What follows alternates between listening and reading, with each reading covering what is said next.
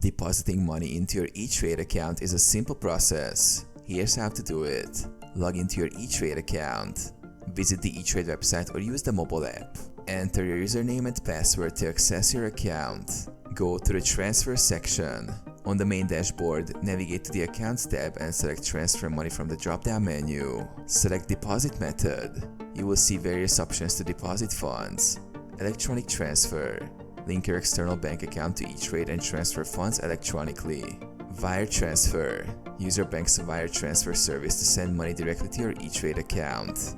Mail a check. You can also mail a check to Etrade for deposit. Enter transfer details. For ACH transfer, select your linked bank account, then enter the amount you wish to deposit. For wire transfers, follow the instructions Etrade provides for wire details. Confirm and submit. Review the details of your deposit, including the amount and method, and click Submit. Wait for processing. ACH transfers usually take 1 to 2 business days, while wire transfers are typically faster.